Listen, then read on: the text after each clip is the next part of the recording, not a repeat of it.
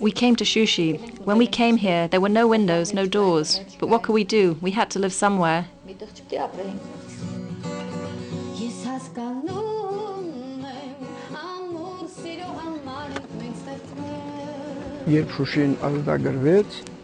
Our entire family moved back to our home in Shushi on May 10th, the day after it was liberated.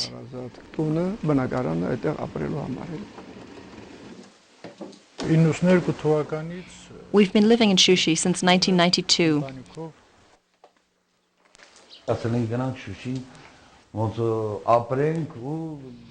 We said, let's go to Shushi and live there.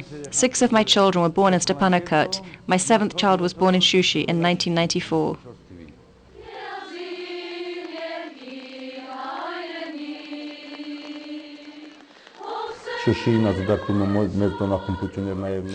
We celebrated the liberation of Shushi as well. I came here, heard children's beautiful voices, and decided to form a choir.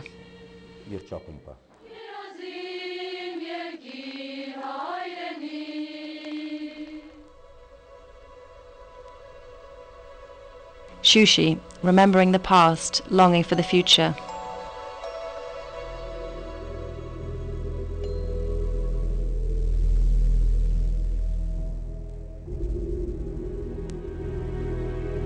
The fortress town of Shushi has been fending off Persian and Turkish invaders since the beginning of the 18th century. Armenians have always been a majority in this multilingual and multicultural town. In 1914, more than 22,000 Armenians lived in Shushi. They were the driving force behind a dynamic community, as well as the cultural and spiritual life of the town.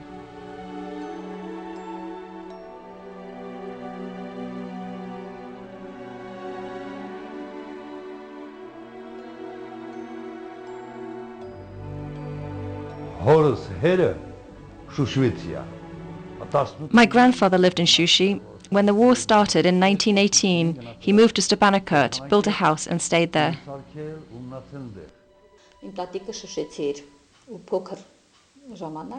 My grandmother was born in Shushi, but her family was forced to move out when she was still a child.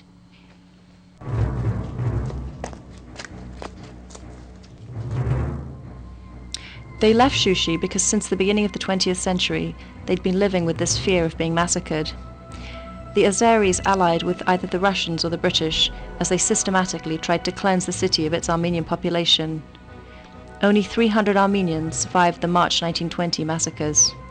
The Armenian half of Shushi was left in ruins.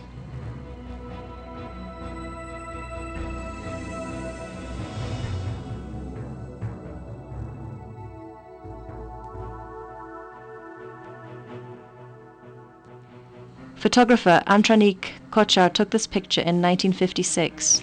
The Armenians had left and Shushi was in ruins. When the Soviet Union rebuilt Shushi, a small number of Armenians still lived there, facing hardships but determined to stay.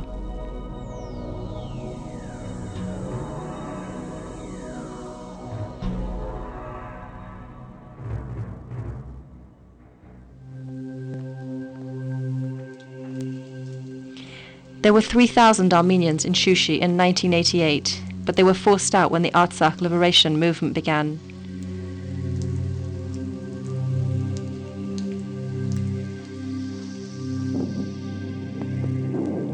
Armenians left Shushi once again, and the town became the main Azeri military stronghold, from where the Azeris shelled Stepanakert with heavy artillery.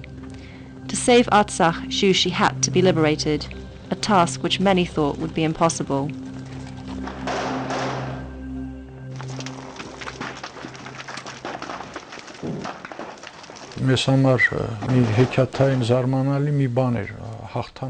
For me, our victory was a miracle. We fought hard but never fully believed we would win.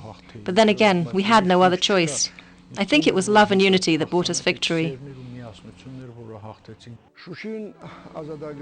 It was that dedication, that love that helped us win. It was the patriotism, dedication and courage of our heroic soldiers that liberated Shushi.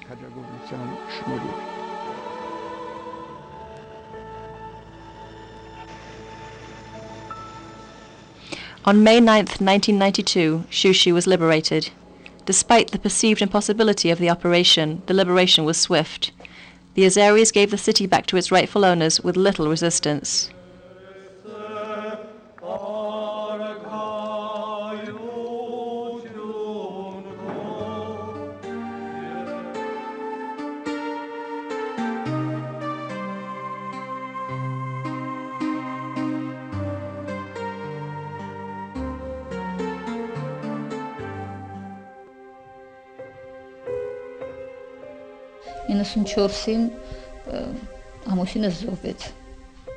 My husband passed away in 1994, and there I was in Shushi, an unfamiliar town, with my child and my parents. We always believed that we had to live here. My husband used to say, "Why did we fight if we don't live in Shushi? We have to live here."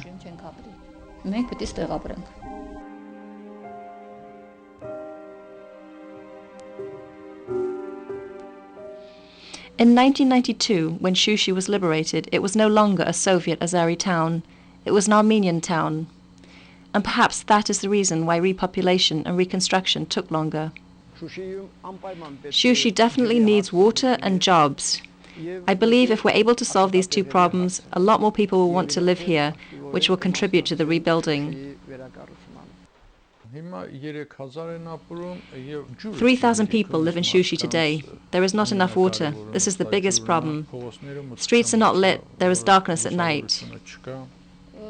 Shushi residents need jobs in order to live a normal life. I am against assistance. I don't think it's right. Let them give us jobs so that we can earn a living. It's not about giving out aid. What's more important is to develop Shushi. Let people come establish businesses and live here, so that we can tell our children that we rebuilt Shushi.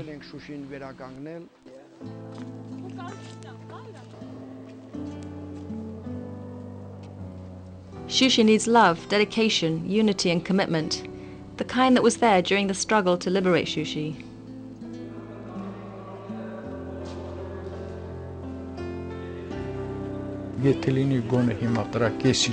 This town needs love. If we love Shushi, it will be rebuilt. I believe the reconstruction of Shushi has already begun, but unfortunately the government doesn't have the resources to do it fully. I don't think the government will be able to do it on their own. Shushi can only be rebuilt through the combined efforts of the entire Armenian nation. I am very excited that the Armenia Fund has adopted the reconstruction of Shushi.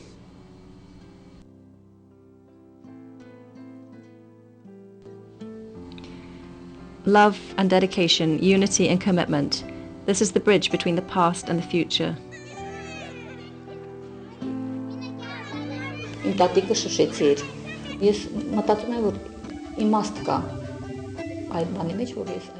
My grandmother lived in Shushi. I believe it was meant to be that I live here today. It feels like I'm getting a chance to fulfill my grandmother's dreams.